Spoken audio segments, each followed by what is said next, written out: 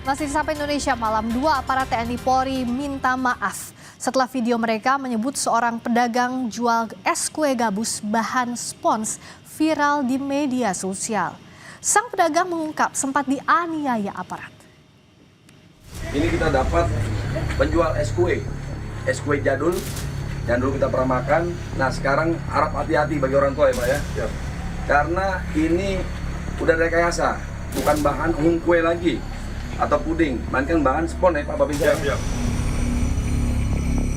Dua anggota TNI Polri, yakni Babinsa di Kelurahan Utang Panjang Kemayoran dan Babin Kamtipmas, Kelurahan Kampung Rawa Johar Baru, belakangan jadi sorotan. Pada video yang tersebar di media sosial, keduanya menuding seorang pedagang menjual es kue berbahan spons. Tapi hasil uji laboratorium, tim keamanan pangan Dokpol Polda Metro Jaya menyatakan es kue itu terbuat dari bahan makanan dan layak konsumsi. Setelahnya, kedua anggota TNI dan Polri itu minta maaf. Kami Babin Kamtipmas dan Babinsa yang bertugas membuat video tentang penjual es spons di wilayah Kemayoran menyampaikan permohonan maaf yang sebesar-besarnya kepada seluruh masyarakat atas kegaduhan yang timbul akibat video yang sempat beredar luas di media sosial. Sang pedagang Sudrajat mengaku sempat dipaksa memakan es yang dituding berbahan spons tersebut. Ia pun bilang sejumlah aparat juga sempat menyekap dan menganiayanya hingga menyebabkan memar di wajah dan bahu. 5 kali. Suat saya dilempar di ini, muka saya. Saya ditendang, apa semua dikepret, ditonjok. Disuruh paksa? Paksa sama dia, suruh makan. Sempat disekap atau gimana Bapak? Disekap, dikunci sama dia. Sang pedagang bilang peristiwa ini terjadi pada Sabtu 24 Januari saat ia berjualan. Ia ingat 5 orang aparat datang dan mempertanyakan bahan es kue yang dijual. Kini Sudrajat yang sempat dibawa ke kantor polisi telah berdagang kembali. Tim Liputan Kompas TV. Saudara, tudingan soal es kue berbahan spons berujung permintaan maaf. Mengapa aparat bisa melakukan kesalahan yang fatal seperti itu? Kita bahas bersama anggota Kompolnas RI Khairul Anam. Mas Anam, selamat malam. Selamat malam, apa kabar? Sehat selalu. Kabar baik, sehat juga Mas Anam. Bicara soal berita ini, apa Kompolnas sudah meminta keterangan langsung kepada polisi? Karena publik sudah terlanjur marah. Apakah permintaan maaf ini cukup, Mas Anam? Ya, pasti tidak cukup ya. Yang pertama begini, kasus ini sendiri sebenarnya dalam konteks yang lain ada upaya yang dilakukan oleh rekan-rekan kepolisian termasuk juga menggunakan pendekatan ilmiah ya dengan menguji makanannya ternyata dinyatakan sendiri oleh Dokes Polda Metro Jaya bahwa itu dari warna dan dari bau dari bahan layak untuk dimakan. Nah, itu juga satu proses yang menurut saya juga bagus. Namun demikian yang problem mendasar adalah kalau belum jelas duduk perkaranya ya jangan dipublikasikan.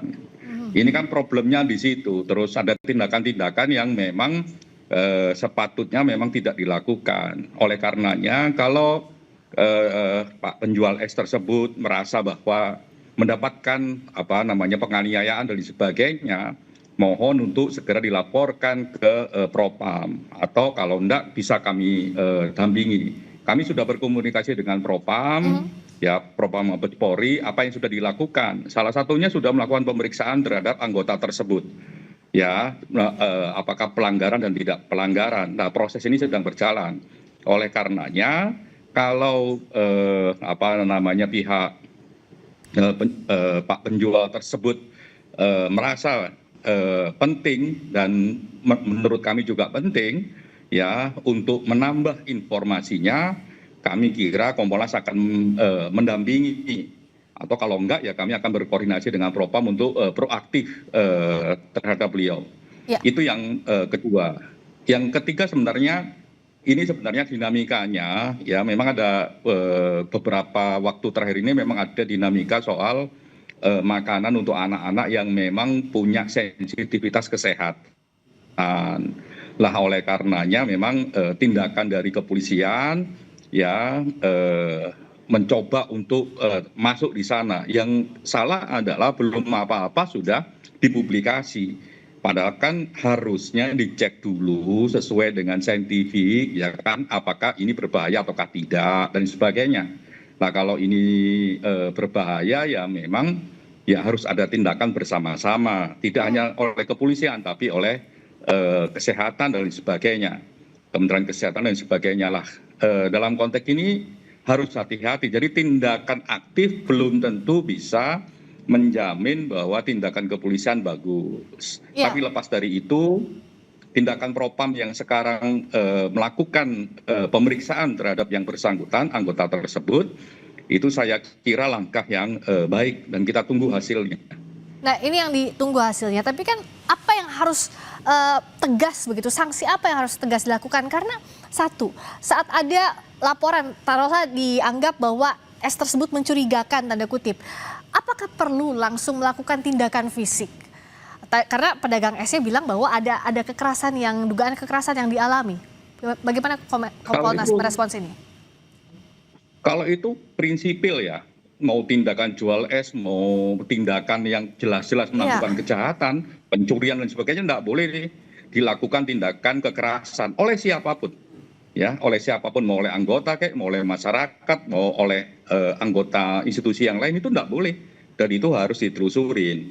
Oleh karenanya, pada Bapak penjual es tersebut, mohon kiranya bisa mengadu ke Propam atau juga bisa melalui Kompolnas. Kami sudah berkoordinasi dan Propam akan menindaklanjutin itu sebagai bagian dari proses yang saat ini sedang didalami oleh Propam. Oke. Kami berkoordinasi dengan Propam Mabes untuk melakukan pendalaman dan melakukan tindakan tegas terhadap berbagai pelanggaran yang dilakukan. Iya, Mas Anam, kalau misalnya pedagang es-nya melapor ke Propam tampaknya sulit karena untuk kembali berjualan saja, untuk beraktivitas normal masih ada rasa takut dengan kejadian sebelumnya. Nah, proaktif ini bagaimana agar clear juga ya, jangan misalnya ada harapan bahwa oke, nanti akan proaktif didatangi bapaknya tapi pada praktiknya tidak didampingi begitu, karena kan secara psikis pasti ada banyak kendala begitu untuk orang yang dengan kondisi ekonomi kecil, dengan pengetahuan yang juga tidak banyak begitu, Mas Anam. Ya, kalau kita melihat penanganan kasus ini kemarin, ya dibawa ke kantor polisi, malam dianterin pulang, begitu ya, disuruh pulang. Lah itu terus ada semacam pergantian kerja dan lain sebagainya, barang-barang dibeli dan sebagainya oleh kepolisian. Saya kira ini juga langkah yang humanis dilakukan oleh kepolisian. Kalau masih ada rasa traumatik melapor ke Propam atau takut didatangi oleh Propam dan sebagainya, kami Kompolnas membuka diri untuk menjembatani proses tersebut. Yang paling penting adalah membuat peristiwa ini clear. Gitu ya, membuat peristiwa ini clear. Yang pertama adalah yang menyatakan bahwa produk ini layak dimakan adalah kepolisian sendiri. Ya, Polda Metro Jaya dengan Bidokesnya, artinya memang ada satu pendekatan ilmiah yang itu menjadi tanggung jawab kepolisian, mengatakan bahwa itu aman. Artinya jualan es harusnya ini dilepas dari soal traumatik ya, itu lebih memiliki basis bahwa jualannya adalah barang makanan yang layak makan. Itu yang pertama. Yang kedua, dalam konteks kasusnya sendiri, trauma dia mendapatkan penganiayaan dan sebagainya, saya kira langkah Propam untuk melakukan pendalaman, pemeriksaan terhadap pelaku khususnya yang dari anggota Polri, itu langkah yang baik, dan kami sudah berkomunikasi dengan Propam Mabes Polri ya untuk memastikan bahwa ini pemeriksaannya komprehensif. Oleh karenanya mohon kepada beliau, Bapak penjual es, silahkan ke Propam atau Propamnya juga bisa datang secara proaktif. Kalau enggak ya Kompolnas bisa menjembatani itu ya, agar traumatiknya tidak